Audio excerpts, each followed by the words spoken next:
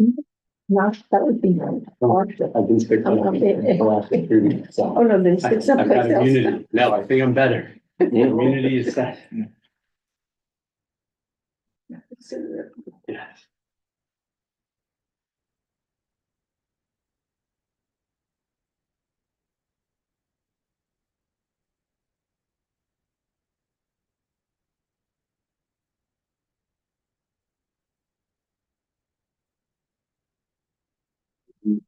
Recording and live streaming, so we're ready to begin.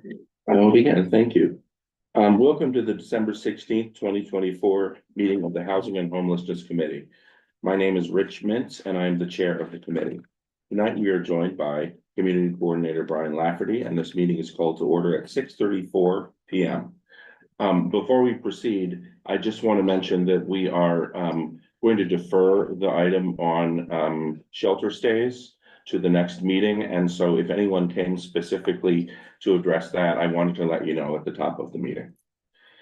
As a reminder, New York state law requires all committee members who are not able to attend the meeting in person to have their cameras on and their first and last names displayed from the time the meeting is called to order until the time the meeting is adjourned.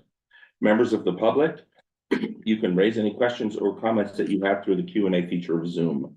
Members of the public who are here in person, you can raise any questions you have by raising your hand. If there's time following the committee discussion, we will field questions from the public. We need a volunteer to take minutes tonight. If you're able to take minutes, please let us know. Thank you. We will now take attendance by roll call. Brian Lafferty will conduct the roll call. Thanks, Rich. Committee members, when I call your name, please say present. I'll announce that there is a quorum. Kyle Thigh.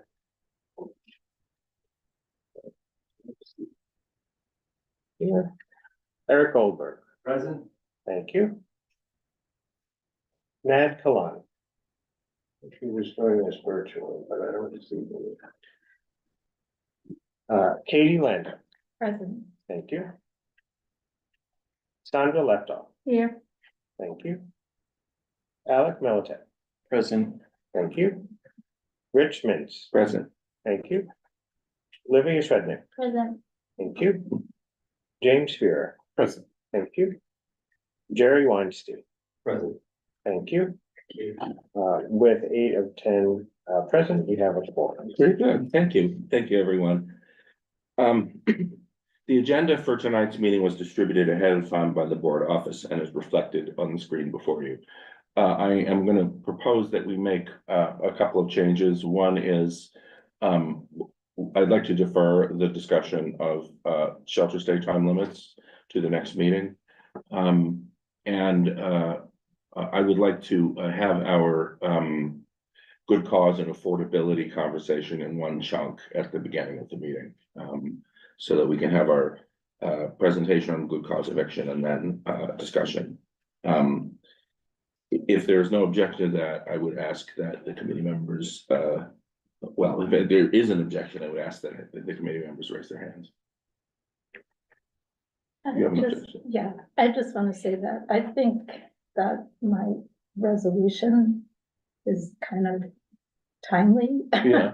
So I'm not going to argue with you, but Well, I feel that it's kind of yeah, I irresponsible to understand. keep pushing it back. I honestly I don't mind having a brief discussion about it, but we can't present it for a vote. Because it hasn't been circulated to the committee members. Right. But Am I supposed to do that? no, I was supposed to do that. Okay. I mean, if you would like to take, I mean, I think our speaker is not here. Did you send me you sent her a link, right? Mm-hmm. And she did get in touch with me this morning, so. If you want to do a few minutes on that right now, I wouldn't object to that. Okay, yeah, I just Especially if you feel- came I prepared to feel- talk about it. I mean, I'm not super prepared, but I do have copies of it, and I do feel that it's an issue that really affects, real people. So let's- I hate to keep pushing. Yeah, let's it. take a look at it. Okay.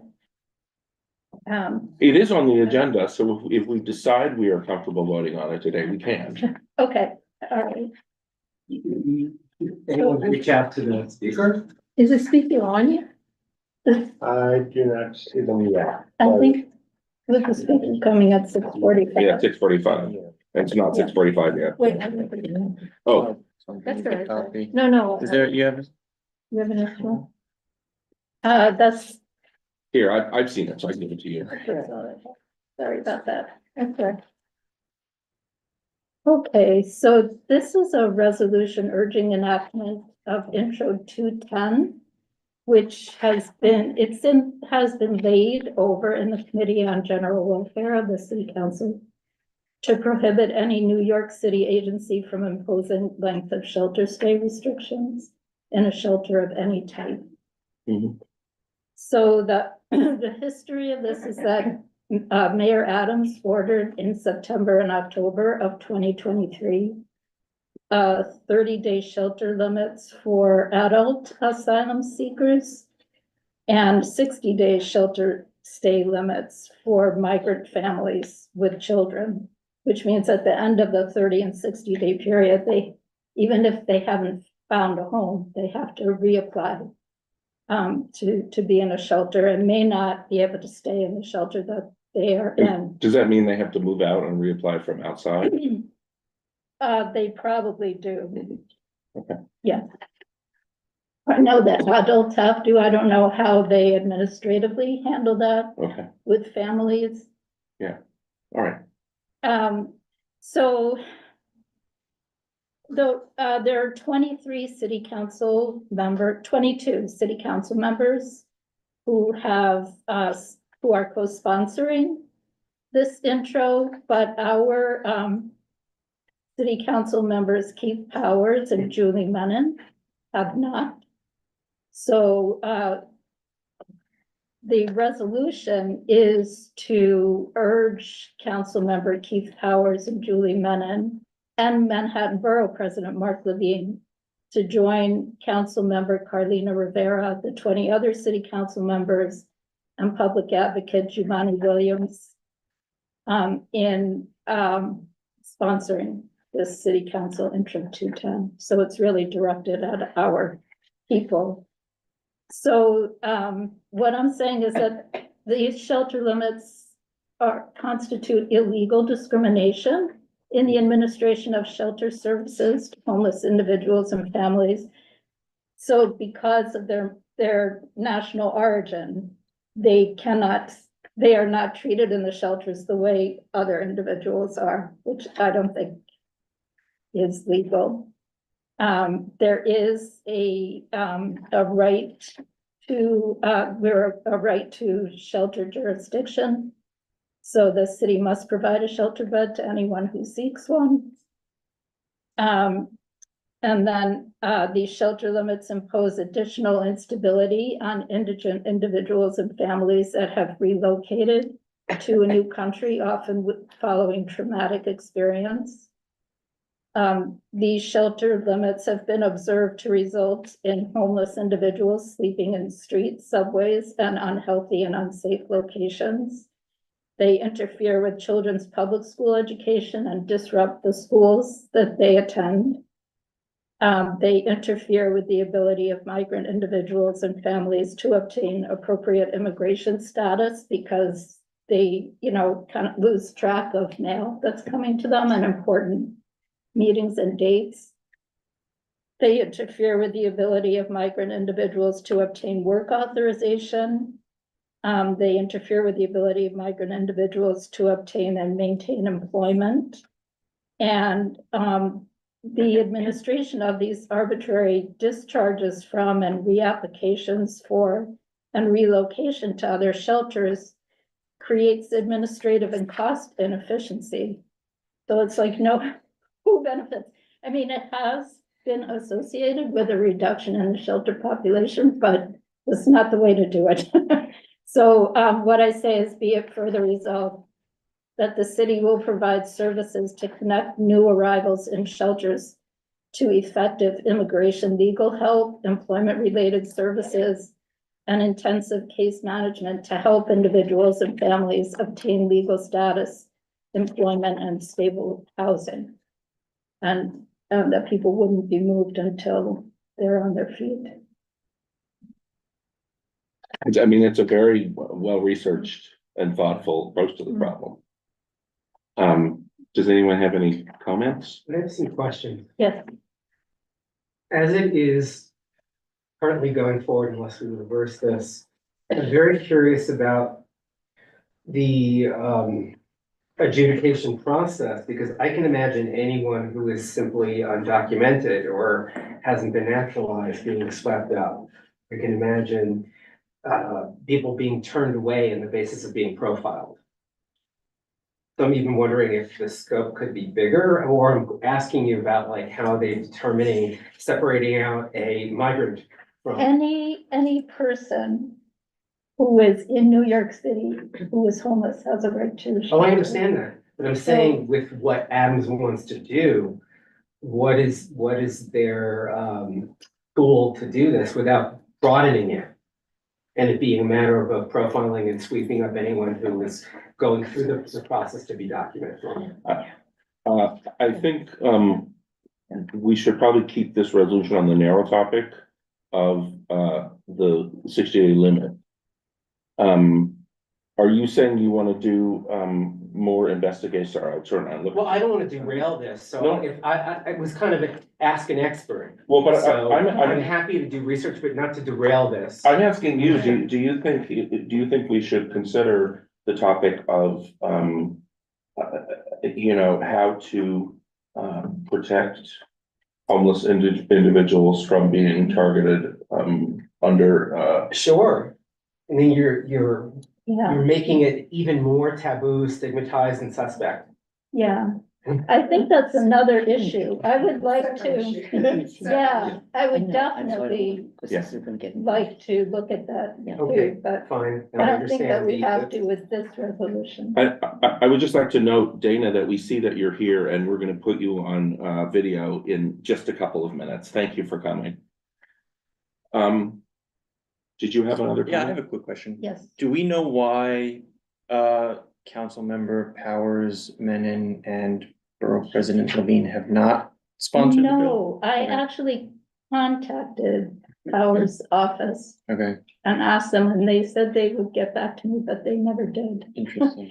And, Because council member Rivera is a fellow Manhattan council member. yeah, Okay, I would add that our board is on record as, supporting, the right to shelter. Right. So, this is in line with the kinds of decisions that we've taken in the past. My own response to this is that, I would support it, if we change the words indigent individuals to individuals without resources or with limited resources. Mhm. Because I think the word indigent is triggering Yeah. for some people. Yes. But aside from Thank you, that, I think that's a good point. Mhm. any other, comments or questions, or would someone like to propose that we vote on this? Sandy? I'm sorry, before you do vote on it, I think it's worth asking our council members why they haven't supported it. yeah, I did, But maybe, not as a community board member, but as a private. well, maybe that's as a community board, we can ask and see what their concerns are. I think that might be, because you're specifically targeting them, it might be. Do you think it would be prudent to push to get their Yeah, just answer? to Yeah. find out Yeah, that's their fair. right. concerns. So maybe by the next meeting, I mean, Rich and, you know, if need be, has to come from the chair, happy to do that, but I think it's worth to find out why they're not supporting it. But, I mean, my sense is the consensus of this group is that we would support this resolution. If that were resolved. Right, if we could find out, so before you vote on it, if we could actually, Well, Yeah. I mean, we could pass a resolution that, may I take this?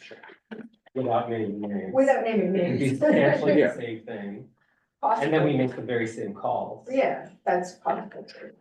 Maybe we could change the language instead of specifically targeting our local electeds, we could just say we urge the city council broadly, To pass. right? All borough presidents. I mean, let me just ask the author of the resolution. How would you feel if you changed the first resolve to be that we urge the city council to pass H.R. 210 to prohibit? That would be fine with me. This is the first resolution I've written it, and I Yeah. wasn't sure. There's nothing wrong with it. I think Sandy is just being sensitive to our relationships with the individuals. Yeah, I am gonna ask that because we do have our guest speaker. Yeah. We thought she'd start at 6:45, so can we just come back to this just to be fair to her, if you don't mind? Thank The you. only thing I would ask is that if we are ready to take a vote, can we take the vote? Dana, do you mind if we take 3 minutes to take a vote before we turn to you? I'm looking at her face. No, go ahead. Thank you. We'll wrap Go it up. ahead. If someone wants to call the question. Call the question. All right. Question has been called. Is there a second? Yes, Second. the other one, Yeah. second. All right, Brian, would you please take a roll call vote? Thank you. Okay, so a motion has been made and seconded on a resolution in support of I'm sorry. 210. 210. When I call your name, please answer in favor, opposed, abstain, or abstain Yes. for cause not entitled. Just for clarification, this is with the changes that we just discussed With the to amendment. remove the names of the electeds Yeah. and the indigent thing. and the word indigent. With those two Thank you. amendments. Thank you. I don't see Kyle Thide, Eric Goldberg. In favor. Thank you. And I don't see Matt Kalani. Okay. Katie Landa, Yes. in favor. Thank you. Sandra Lepto, In favor. thank you. Alec Milliset, In favor. thank you. Richmond, In favor. thank you. Livia Shrednick, In favor. thank you. James Vera, In favor. thank you. Jerry Weinstein, In favor. thank you. With 8 in favor, 0 opposed, 0 abstaining, and 0 abstaining for cause or not entitled, the motion passes. Thank you, Brian, and thank you, Katie, and thank you for pressing me. Thank You got us, you got it through. Thank you very much. Um, And thanks to the speaker. So, we are gonna, move on to, Dana Schmertzler, or Schmerzler, you will tell us in a minute, from State Senator Kruger's office. Sandra, do you want to set this up, or do I just pass it directly to? Well, I just to introduce who Dana is a bit in Liz Cooper's office. And she does constituent service, but is really quite involved in housing and public benefits policy, and along with also constituent services. So there is an important policy aspect to the work that she does. And we have looked at the flyer that your office did and went through that, but have lots of questions. There's lots not in there, so we're looking forward to your filling us in about it. And then also, I think 2 issues. One is, how can we, since this seems to be not very well known in the community, I know I go around asking people, I'm losing friends, but at any rate, most people, nobody I know knows that this exists. It's really sort of shocking. And then all of the details of who is covered, what apartments are covered, what aren't, and so on, they're very concrete. So the one is to how can we be facilitating this getting known in our community? And I think the other, which I mentioned to you, and I know it has its own problems, is what has been, if my question is, what from Senator Kruger's perspective is sort of the most important thing she'd like to see put back in this? I know a lot got left out. And if there is some way that we can be involved in the second part of policy development and promoting what what seems to be left out, is there some that we can do that? So I turn it over to you. Awesome. Thank you. Thank you so much for having me. I just want to clarify, because I know these meetings, you always have so much to go over. How much time should I take for the presentation? Because I good mean, cause, you could talk about it forever, or, you know, What's that minute? I I mean, don't want to take up too much of your time. I will say this, we have no other topics to cover today that will take significant time. You can be expansive if you like. If we give this a half an hour, this and a follow-up discussion, it's fine. Perfect. Okay. And just because I can't see everyone, how many people are in the room? There are 8 members in the room, plus Brian Lafferty from our staff and Sandy McKee, who is the Community Board 6 chair. Wonderful. Okay. Hi, everyone. It's just great to Zoom is great, but sometimes it's hard because you can't see everyone's faces. And I like to, make sure I connect with everyone. So my name's Dana Schmerzler, and yes, in our district office, we all work with constituents, but then we have our own focus areas. So mine is housing and public benefits. And I think it's a really great asset because it allows us to hear from problems that are actually happening with our constituents and in the community, and then working on policy and legislation to fix it. So I think it's a really nice balance. And one of the things that I was really focusing on with an amazing intern that we had at John Jay this year was getting out the word for good cause eviction, which was one of Sandra's students. So,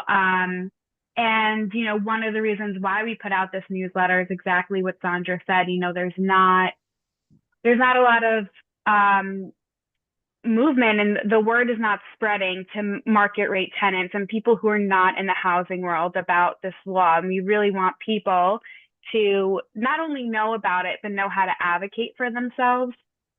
So I have a presentation. I will start sharing my screen. I think I have the ability. And because you all are housing people, if you know something already that I'm talking about, I don't think it's rude. You could tell me to move on. And also, I'm happy for this to be a conversation. So if you want to I can't see everyone. So if you want to interrupt me to ask a question or signal, feel free. So I'm going to go over exactly what Sandra asked, really what's in the bill, who is and who is not covered. I'd like to walk through and show you online how you can actually check, because there's a few websites you'll need to go to. And then, talk about what the next session looks like, not just for Senator Krueger, but for the state as a whole in terms of housing. And open it up to any questions, and also talk about what the community board could do to get the word out. So I'm going to share my screen. Give me 1 second.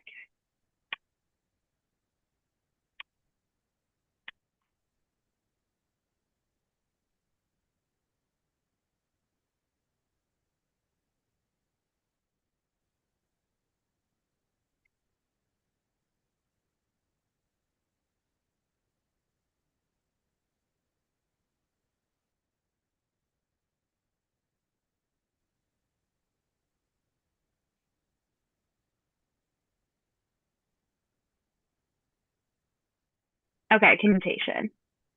There we go. Great. You could see it? Yes. Okay, great.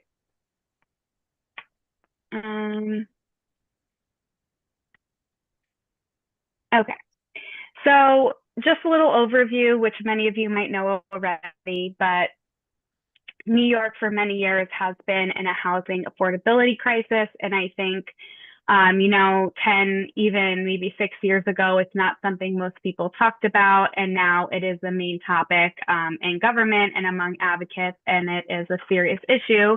And people are leaving our state because it is unaffordable. And one of the main issues is housing affordability. So as you can see, we have we actually have over 100,000 homeless New Yorkers, if you include the asylum seekers that have come in the past 2 years. We have over 104,000 children who do not have a permanent home. In 2024, there were 227,000 residential eviction filings in housing courts. And our housing vacancy rate is at 1.4%. Just to give some perspective, the last time our housing vacancy rate rate was this low was in 1965. In 2017, it was at 3.63, and during the pandemic in 2021, it was at 4.5%. So, you know, vacancy isn't the only reason why we're in the affordable housing crisis, but, you know, people can't find apartments to begin with. When they do, they're unaffordable. And this is especially true for market rate apartments who, before good cause, basically had no protection. So landlords, especially post-COVID, when, you know, people started wanting to come back to New York, we were seeing in the district that landlords were trying to raise rents, you know, 30, 40, 50, 60%, which is, you know, unaffordable for the majority of New Yorkers. And in 2023, 500,000 households were severely rent burdened, which means that they were paying more than 50% of their rent or income on their rent. And the median asking rent in New York City has increased over 8% the past year, which is seven times faster than wages are growing. So because of this, we really needed legislation like good cause eviction to increase protections for tenants and make sure that their rents are staying affordable.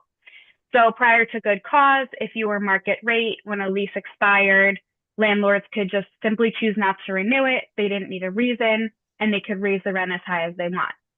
Now with good cause eviction, the law protects some market rate tenants against price gouging, evictions without a good cause, which will go into what good cause actually means, and non-renewal of leases.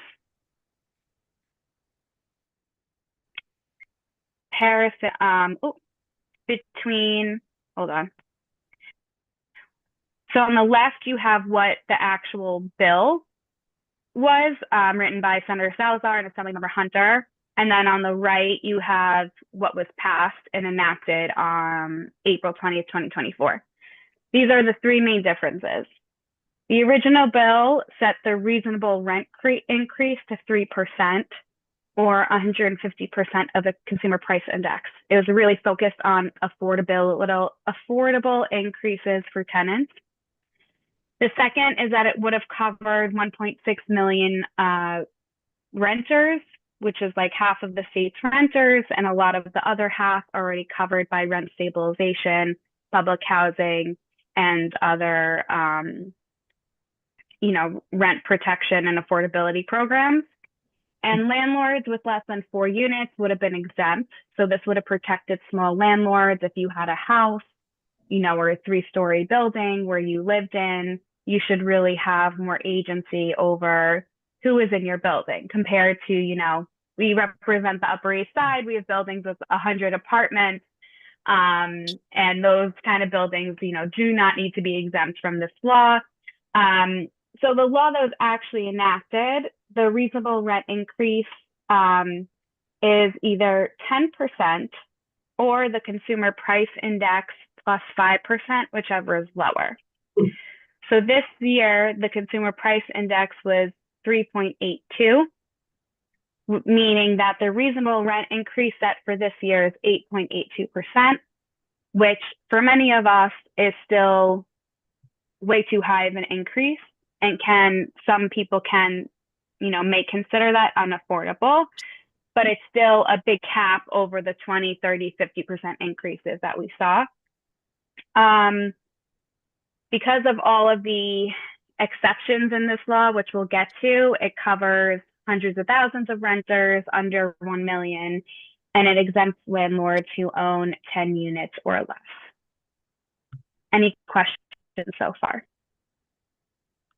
You got one? Out of ignorance, is inflation related to CPI? Meaning, my thinking goes that if we're in a period of inflation, then you're being hit doubly.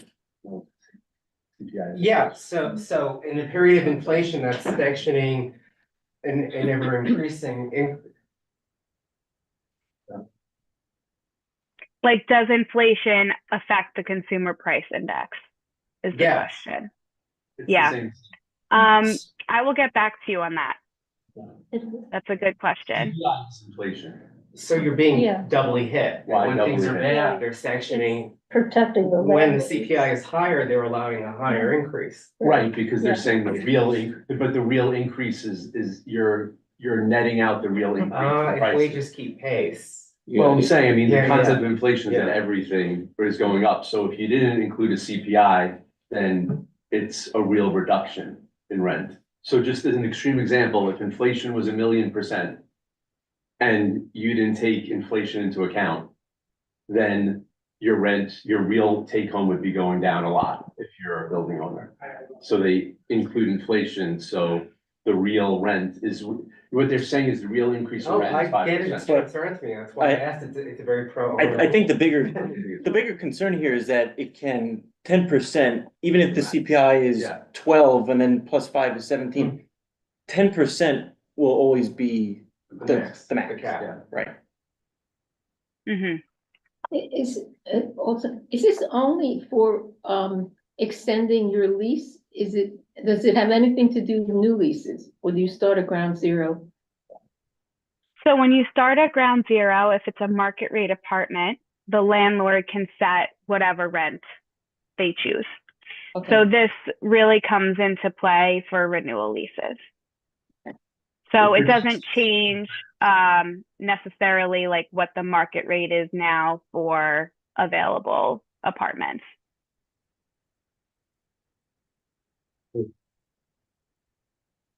So just as an aside, an unintended consequence is that there's an incentive to get rid of current tenants if you want to reset the rent. Mhm. Absolutely. Yes. I can attest to it. I mean, same Yeah, that's what I Same do. with market or rent stabilized tenants. There's a lot of landlords that try and push rent stabilized tenants out because even if they move out, it's supposed to stay stabilized. But we see every year, you know, hundreds of rent stabilized apartments that we're losing because landlords are then renting them out at market rate, even though it's against the law. Okay, so the law passed April 20th, 2024, which means all proceedings commenced on or after the state are covered by the law. So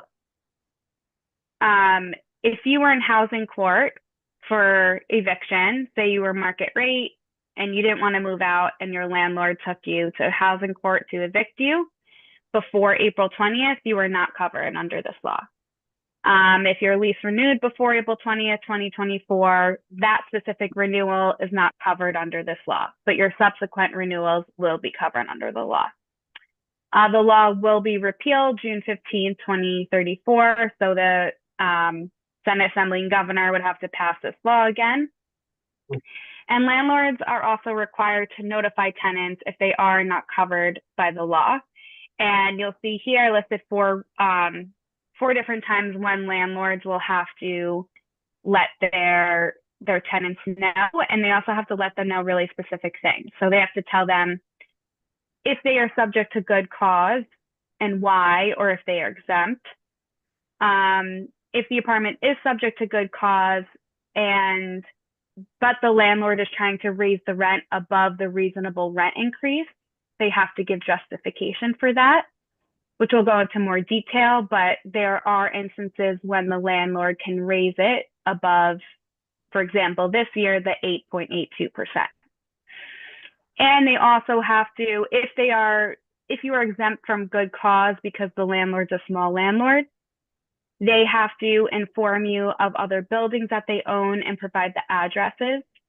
And if the building is owned by a LLC or a corporation, they are required to list the names behind the LLC or the corporation and the other buildings that those owners own as well.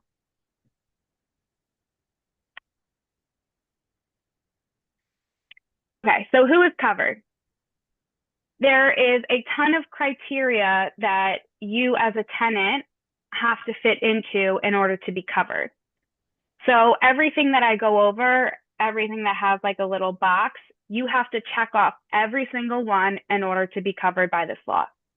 So you have to be a month-to-month tenant or have a signed lease with your landlord. You cannot live in rent stabilized or rent controlled apartment, along with NYCHA, a Section 8 apartment, or a Mitchell-Lama unit. If you have a Section 8 voucher and your market rate, you are covered. You are covered if you do not live in an apartment that's otherwise subject to rent regulations, such as some people might know about 421A. If you're stabilized under that program, you are not covered. You already have actually stronger protections under the state.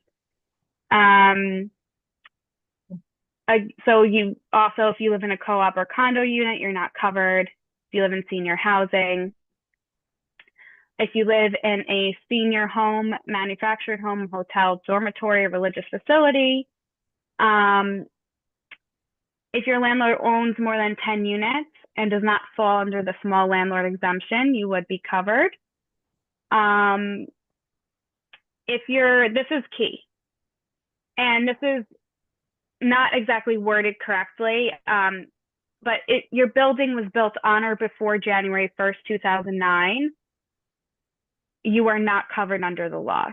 What the law actually says is if your building has a certificate of occupancy that is on or after January 1st, 2009, you are not covered. Your building will be exempt from good cause for 30 years after that. So I want to give you an example of why this part of the law is pretty, takes a lot of protections away for many market rate tenants. For an example, I live in a building, it has 4 units, but my landlord owns 15 other buildings, and in total, she owns 35 units. So she's not a small landlord. My building was technically built in 1974, but she did substantial work on the building in 2015, which means that the most recent certificate of occupancy that my building has is from 2015. So I would not be covered under good cause. My unit is not covered. So this was something that advocates fought really hard to not get in the bill, along with Senator Krueger and other legislators, because it exempts a lot of people. And it's very confusing for, regular tenant to, one, even know when their building is built, and two, know what a certificate occupancy is and know where to look for it. And then, sorry, very sensitive. If your rent is under 245% of the fair market rent, then you are covered. So this means that your rent has to be under these amounts, depending on how many bedrooms you have. Any questions? If the legal increases push you over this threshold over the course of a few years, do you fall out of coverage by good cause? Yes. Oh. So again, this was something that was not in the original bill that was put in. And So I wanted. Are those rents frozen? Those high rent, are those frozen values? Or do they go up by whatever the, cost of living is or whatever it is, every year? So, what's considered a high rent? Does it keep increasing? Yeah, I think the fair market rent it's set every year by HUD, so it would go up. Yeah. Okay, thank you. Yeah, so it does go up, but again, since the reasonable rent increase is 8.82%, you could quickly fall above the fair market, 245% of the fair market rent, especially considering how high market rate apartments are right now, especially in Manhattan. So I want to delve into small landlord exemption. Like I said, if a landlord has 10 units or less, they are considered a small landlord. It gets a little confusing because a lot of buildings are owned by LLC, and right now, unless you're in court, there are no public records of who is behind an LLC. So being a small landlord is based on what the natural person behind the corporate entity owns. And again, like I said, if your landlord is claiming that your unit is not covered by good cause, they have to tell you how many buildings they own and how many units. And it gets a little confusing because if a landlord also lives in a building and it has 10 units or less, they are also exempt. So if a landlord owns 6 units in building A and 6 units in building B for a total of 12 units, they are not considered a small landlord, and therefore the units are not exempt from good cause. But if your landlord owns 10 units in building A, in which the landlord lives there, and then 15 units in unit B, unit A is exempt from good cause because the landlord lives there and it's 10 units or less, but building B is covered by good cause because the total number of units the landlord owns is 25 and the landlord does not live in the building. Does that make sense? I mean, it makes sense. I could It's- say it, In a devious way. I can say it one more time if that would help. No, No, we get it. Or It's you just- got it. yeah. Okay.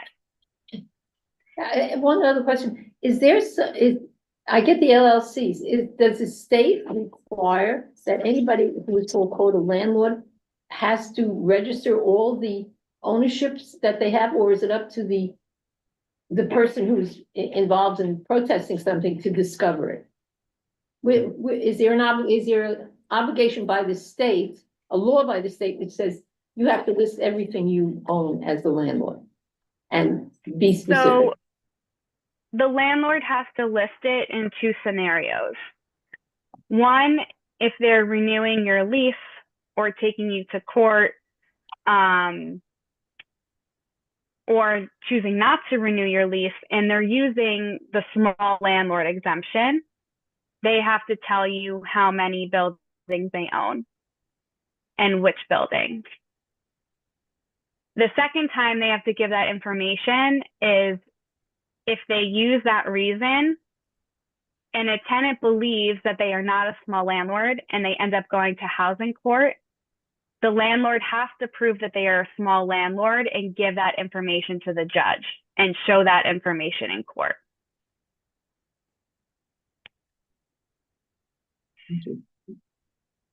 Okay, this we kind of actually went over already. Okay, so a little more information about the reasonable rent increase. We already determined that it's 8.82% this year and what the formula is. And this is just how to calculate it. It's, simple math. There's also many calculators online, but you basically take your rent and multiply it by 0.0882%, and then you find out what your reasonable rent increase is. The landlord doesn't have to increase your rent to 8.82%. They could raise it 3%, 2%. They don't have to raise it at all. But it's good for you when you get your rent increase to do the math yourself and make sure if your market rate, and make sure that your rent increase is within this limit. Okay, can a landlord increase the rent above the reasonable rent increase? They can, but the landlord must explain why. And it basically has to be related to significant increased costs and substantial repairs that need to be completed in your apartment or the building. And what's very important to note is they cannot use this reason if the repairs are due to neglect. So for example, if you live on the 4th floor of your building and you've had a leak for 4 years that's created a serious mold issue and your ceiling's collapsing, and you have proof that you've reported this issue, you've called it to 311, you've asked your landlord to repair it, your landlord cannot use that as a reason to increase your rent, because all those issues were due to neglect. But if your building has a boiler, that's 25 years old and breaks because of age and everything else has been maintained and the boiler is extremely expensive, that could be used as a reason to raise your rent above the reasonable rent increase. And it really has to be structural, electrical, plumbing, mechanics. They can't just say, oh, I'm raising your rent because I repainted your walls. They're actually required to do that every 3 years by law. And if you go to court with your landlord because you believe that it is not reasonable, they have to prove in court that's a reasonable increase, and it's up to the judge. And because this law is so new, and because it's so complicated, and because many people don't know about it, there hasn't actually been that many good cause cases in court. And so there's still a lot to be determined in terms of precedent and among judges. So once we have more court cases, we'll start to know, okay, what do the courts actually believe is an actual reasonable structural increase or expense where the rent would have to be raised above 8.82%. So your landlord can still evict you for good causes, the same reasons that a landlord can evict any tenant, regardless of if they are market rate, rent stabilized, rent regulated. If you fail to pay your rent, they can evict you. They could bring you to court. No one can just evict you by changing the locks. In New York State, they have to bring you to court in order to evict you. If you're a nuisance, you're causing noise, you have violent behavior, you're conducting illegal activities, you're violating obligations in your lease, you refuse access for repairs, or you fail to sign or renew your lease within a reasonable time frame. These are all reasons that whether you're covered by good cause or not, your landlord can evict you. The owner is also allowed to seek to use the unit for personal use or immediate family members. And this is actually specific to the good cause law. And this includes grandparents, grandchildren, parents-in-law, siblings-in-law. This exception does not apply if the impacted tenants are 65 years or older or disabled. They can also evict you if the owner withdraws the unit from the market or if the owner intends to demolish the building. And if a tenant actually determines that the landlord lied about these last three causes, the tenant can sue for damages.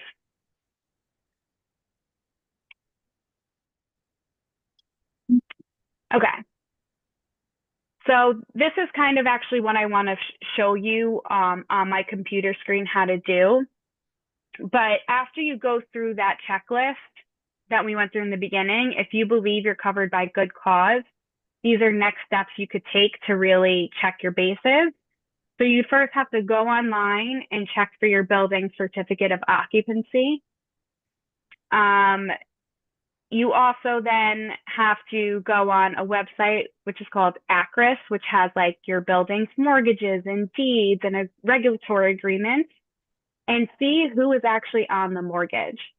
So just because you think someone owns the building, it actually, their name has to be on the mortgage, and that's how you find out if they own the building and if they own other buildings, and it puts them over the small landlord exemption.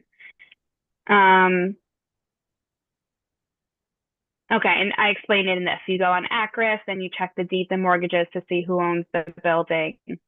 And then check your lease, make sure that you do not fall under any of the other exemptions we talked about, that you're not actually regulated, you're not in a 421 building, and then you calculate the reasonable rent increase and make sure it doesn't go over 245% of the fair market rent. Okay.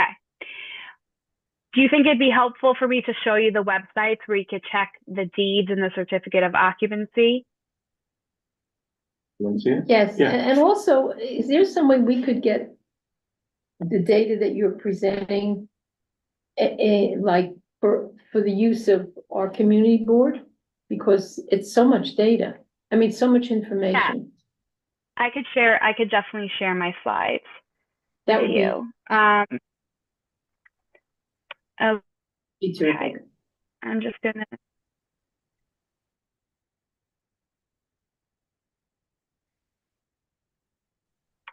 Stop.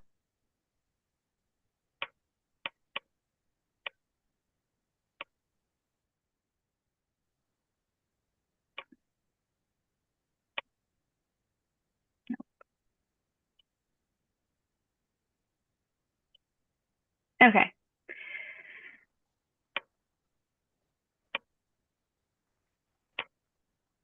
So the first step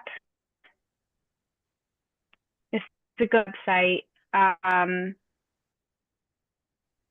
which has the licenses for tenants, and also have this platform called Who Owns What. So the first thing you want to do is enter your address into this website, and you'll see all the general information it'll give you.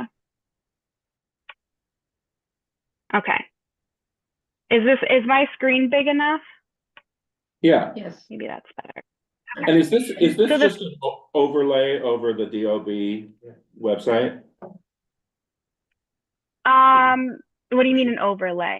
Like, this is just pulling information from other municipal databases, right? Yeah. And it's kind of Yes. pulling it all into one, and then it also has easily accessible links. So you don't have to like go into DOB and enter the address, or Yeah. go into No, I HPD mean, and enter the address. I hate the DLB website, and this looks so friendly. Yeah. It is. Dana, do you want to talk about So, just? No, that's oh, fine. what was that? You don't want that. Okay, I guess not, but Just Fix is a great resource. I help. like, Yes, hundreds yes, of- but we don't, right. All right, so keep going. Okay. Sorry, it's hard to hear if multiple people speak, but if there was a question, let me know. Okay, so right here, it gives you a lot of information. You want to look at what year your building was built. It's very important. That's the first step, and then we're going to check the certificate of occupancy, because like I said, the law doesn't actually say when that your building has to be built before 2009. It has to have a certificate of occupancy before 2009. You can also see how many units your building has. Okay, so far this kind of looks good. There's more than 20 units. This building was built in 1925.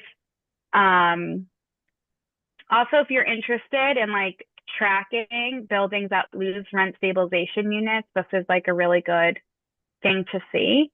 Okay, so first you look at the year, and then you want to double check the certificate of occupancy. So you want to press the DOB building profile. Then you click on the right-hand side, view certificates of occupancy. And then you click on sometimes there's a few, sometimes buildings have temporary ones that they renew like every 3 or 6 months over and over again. It's a good sign that this building only has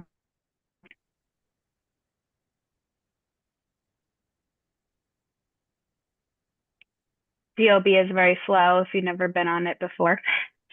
And where is the date? Right It there, says 1940. 1940. Right.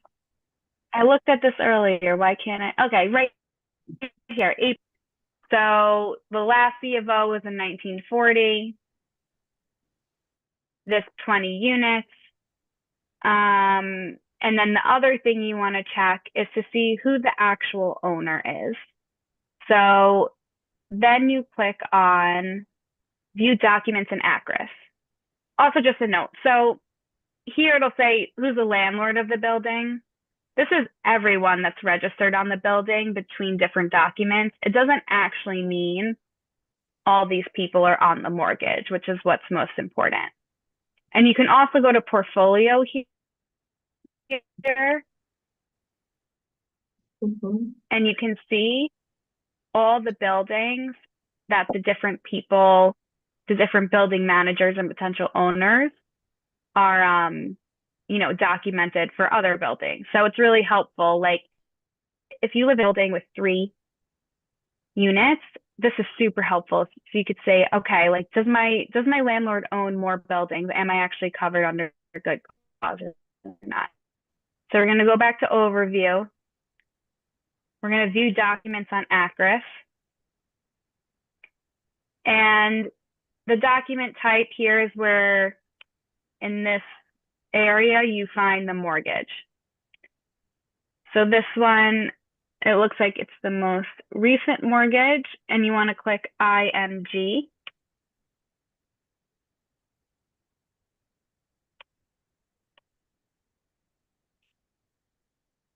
And let's see. We scroll through. Sometimes I go to the last page first.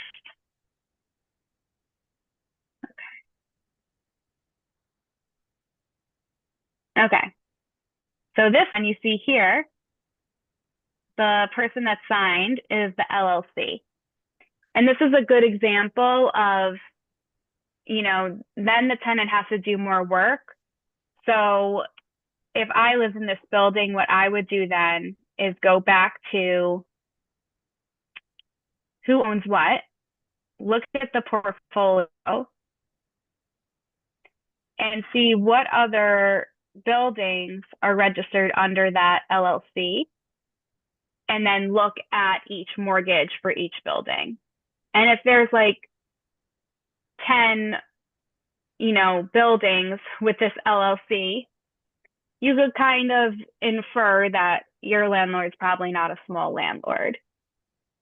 The only caveat is that one person can open LLCs for each building that they have. So sometimes you might not really know, and this is where you have to challenge your landlord in court. So the law was really written in a way that tenants have to be a real advocate for themselves, an investigator, and honestly get a lawyer, because it's very scary, going to court alone and challenging a landlord, especially when you feel like your housing might risk. So I just want to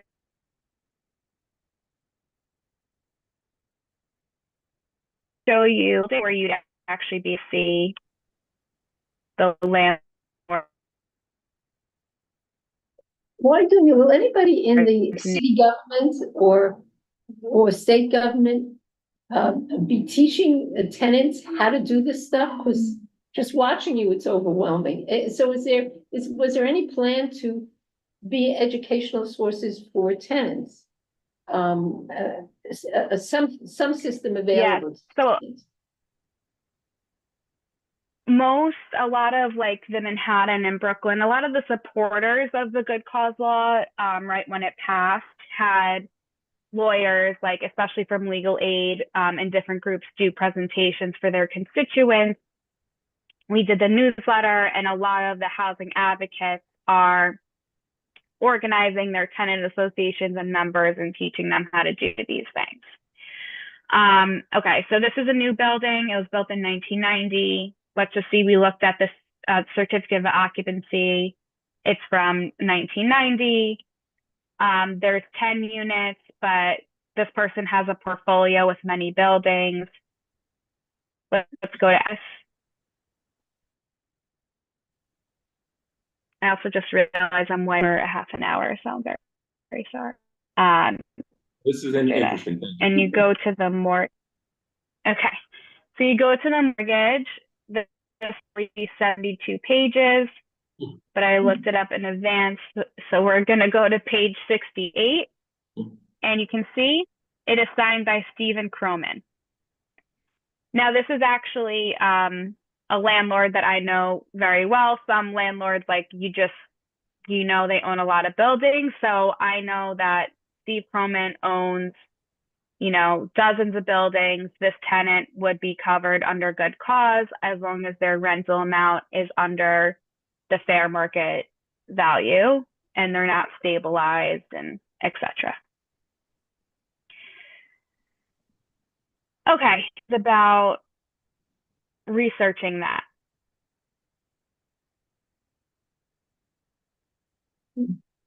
Okay, cool.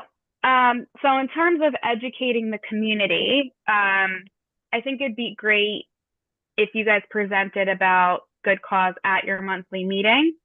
I also know that a lot of, I'm actually the liaison to CB4 for Senator Krueger. I'm sure you guys know Justin from my office, who's the CB6 liaison. But like in CB4, there's a lot of presidents of block associations that are part of CB4. And so I think like having a group with, anyone who's part of a block association, giving them the presentation, having them go to, other block associations they're a part of, tenant associations, and really also partnering with housing advocates because they, advocates always have two jobs. It's like educating the community and also advocating for bills that they want passed. You can even include our newsletter or make something that is a little shorter for your e-blast and your website. But these were just some thoughts I had if you want to spread it more locally. And so I don't know if you want to have a deeper conversation about brainstorming that, or I could talk a little bit about what's coming this session. Well, I think it would be useful for you to tell us what's coming up in the session and how we can be useful to Senator Krueger in getting things over the finish line. Yeah. Wait, I also, but can you go back a Before you little go bit? on. Right, because there's a huge amount of education for all of us and people in the community. And so if we wanted to do some training or whatever, we need more training, of course, but for community members, who would we call on to do that? And the next question would be how, but just what would be a resource for training on this? Yeah. So I think legal aid, like they did our training for our office, they do trainings all the time. There's an organization called Housing Court Answers. They are absolutely incredible. They actually just had like their annual seminar about good cause. Even Housing Justice for All. Their Housing Justice for All is a coalition of housing advocacy groups. So I would say, your other elected officials like us in their offices, advocacy groups, and lawyers. And legal aid, and specifically Ellen Davidson at Legal Aid, is like an expert on this law and has done many presentations. And we also have a recording of Ellen Davidson's presentation that's really easy to send people. So I think like the resources and the presentations are out there. I think it's just organizing people to come and watch them and ask questions. And yeah, I don't know if CB6 has this, but CB4 has the Chelsea Council Block Association. So it's like 20 block associations that meet, and a lot of times they flyer their buildings on their block, or, if you talk to your other, because we can only send out mailers to our constituents. So if you have other representatives that in CB6 that like Senator Krueger doesn't cover, you should talk to them about doing a newsletter on good cause. Like for CB4, we only have 5 or 7 blocks, all of CB4, so only like out of CB4, only a handful of people got our newsletter. So those would be the strategies that I would take. So we're running long on time, but I would like to hear your response to Sandra's questions about how we can be useful. Yeah. So this session is going to be a little complicated. You know, when we're looking at this next session, we really have to consider what's happening on the federal level. And if anyone has read Project 2025, there are many cuts coming to the state. And so, although we would love to, you know, there's a lot of, how do I say this? There's a lot of legislation that needs to be improved, like good cause. There's a lot of things that housing advocates are fighting for. And at the same time, the legislator is going to be looking at a lot of cuts from the federal government and how to fill those gaps. So I think it's best, and we also work with advocates all the time. We're actually meeting with Housing Justice for All this week to find out what their agenda is on. But I really suggest having Housing Justice for All come to your next meeting to talk about their priorities, which will more so line up with our office as well. But I think it's good to focus on educating people about good cause, and it was such a big fight for so many years. And quite honestly, the governor has not changed her mind about good cause. This was as far as we were able to push her, and housing advocates and tenants were fighting for good cause for over 5 years. And the political landscape has not changed. So I think, you know, I think it's a good question to also ask advocates, because there's a lot of housing legislation that was not even considered last year. You know, like the Housing Access Voucher Program, which has been fought for many, many years.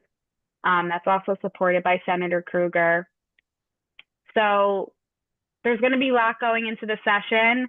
I think once session starts, Justin or I can even get back in touch about a more focused housing plan. But I think meeting with Housing Justice for All will help guide more of the local work that you guys do.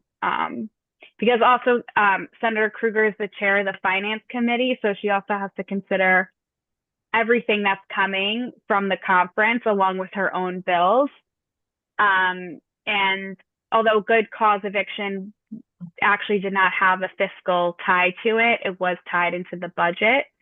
So there's things that she's going to be working on budget wise, and then there's housing bills that have nothing to do with the budget that could be looked at after April, when the budget is supposed to be passed.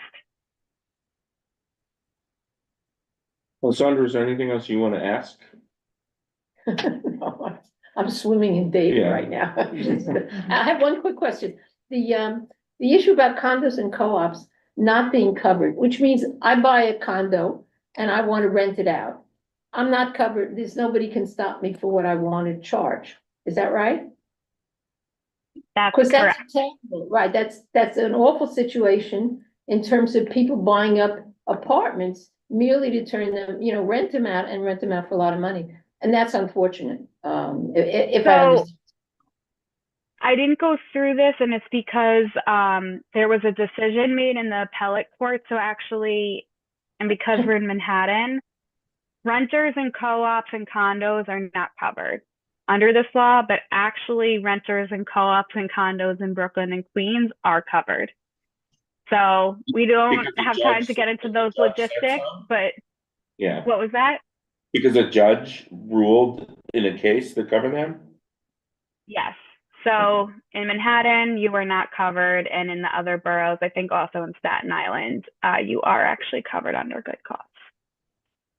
And one other question, no more, which is, so you go to the judge in housing court and you have all your data.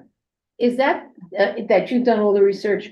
Is there going to be some way that data can be available to everyone as public data, so that if I have to go through it with the same landlord, I can just click into that data set? There is nothing set up right now. There is actually an LLC database set up, the original law. The point of the law was so that it was transparent and public.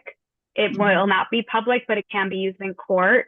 But I think if you're a tenant and you believe you're covered under good cause, like talk to your neighbors, organize. I think one of the biggest, not one of the biggest, but a huge problem within the city and housing is we don't know our neighbors anymore. And that actually really benefits landlords because the less you know about your building and what the neighbors are going through, the less power you have. So if you think you're covered under good cause, get other tenants involved because they probably don't know. And if you have like 5 tenants who are renewing and you're writing to your landlord saying, we're covered under good cause, this 20% goes against the law, you have a lot more power than just one person. And if you end up having to take your landlord to court, you can just notify the other tenants in your building, like, hey, this is what happened. This is what I've learned. And I think that's why tenant associations are so great. You're not just united on one issue, but you're there for when, different laws are passed and things arise. And yeah. Thank you. Yeah, go ahead. So one quick question, Dana. When you're talking about ownership of buildings, if someone's a part owner in a partnership of multiple buildings, how does that work through the criteria? So if they are on okay, so there's like on the mortgage and there's an LLC that's signed. And then you bring your landlord to court and they have to show the 5 people that are on the LLC. It goes by the individual person. So like, the judge will then have to give information as to like how many buildings Nick owns, how many buildings Dan owns. And if one of those people owns more than 10 units, you are covered by good cause because they are one of the owners of your building. Okay. All right, well, let's stop it there. Thank you for being so thorough. And if you would share your slides with Brian, we can make sure that everybody has them. And we'll carry this forward. Sandra, is there any sort of sum up you want to do for us before we leave the topic? I'm still into, well, I mean, there's so many points here. One is flow of information. 2 flows of information. And your point is well taken about thinking about locally on tenants associations and trying to, work on that level, which I think is a great idea. And the other one I think of is, but maybe it's not a great direction, is people becoming more educated in terms of being able to understand the kinds of data resources that are available, so that you become, you have some sense of agency in this rather than winding up in housing court where it seems so very controlled. So that's, because this was it's a lot and it's overwhelming in the end to think, wait, how do, so often somebody says, I have this problem and I can't get heat. And what do I do? Because the structure seems so dense as this does at this point. So I think the issues of how you get that, how you become the purveyor of your own information or how your community, your building does, just seems like a great model. So definitely. Thank you. And thank you. Thank you all. Sorry for taking over an hour, but I hope this was helpful. It's really and thank you so much. If I come back, I will time myself better, I promise. No, you didn't do anything wrong. We just kept following along. Yeah, and feel free, Sandra, like if anyone wants to follow up and email me, they can email me. I'll also put in the chat real quick. But thank you all. Have a great night. Take care. Bye. So we've run past our expected time. Is it okay if we defer this till our next meeting? Yeah, yes, absolutely. The only thing I would want to say is there some way we could, it's like, they do that open data thing that Manhattan Borough President does.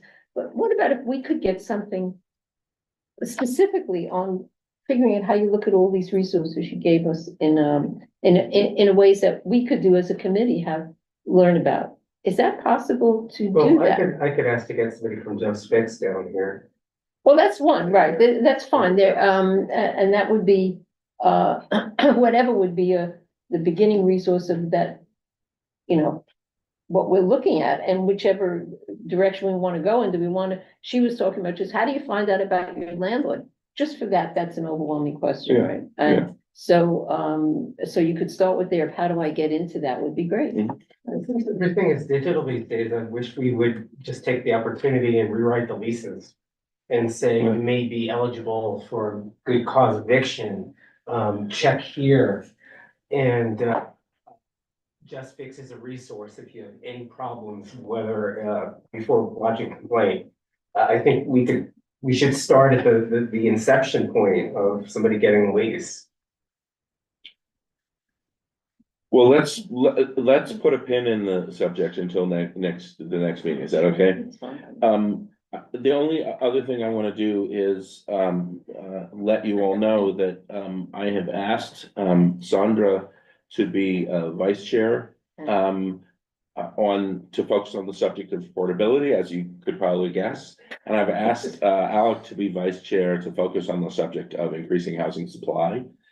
I don't know if it's vice chair or co-chair. We'll do whatever. Vice chair. We're not Co-chairs? Yeah, vice chair. We're co-chairs of vice. which Vice is interesting. vice chair. And this is part of an attempt to get more people than me driving the agenda forward. Something Sandra has proposed is that we as a group set the agenda for our future meetings, which we're gonna start doing. And that we get more involved in action at the community level and spend less time on education and talking. So, that's all I have to say. Does anyone have a motion to adjourn? We don't need a motion. Before you do, have you set your next agenda? No, No. Because we don't actually have an executive committee. I know, we're gonna have to, I wanna sit down with Sandra and Alec, because we haven't spoken about this yet. Right. But we're gonna have to get an agenda to you all in the next week or so. Yeah. And just one other word of advice, for the resolution that you just passed, there was a resolution passed by the Youth and Education Committee. And I think it might be good before full board to understand how they dovetail or how they, is one, Yeah, how they're different from each other. okay, Because I'm sure that full board somebody's gonna ask. yeah, I know who's gonna ask. Yeah. And I just want to say that what we had been talking about, Rich and I had a conversation, which was that at each meeting, we determine the agenda for our next meeting with the time frame that works on the executive committee, so that there's some sense of continuity and that we're actually working on projects and hopefully for the year that we care about, right? Rather than what has become rather splintered in terms of we learn, but we don't do, and I think we can do, I just from this realized there's just a lot that we could be doing as a board, so we wanted as a committee. So if we decide at the end of the meeting, what are potential issues that we want to continue, or we come up with something we want to do for the rest of the year, then that's what we're doing.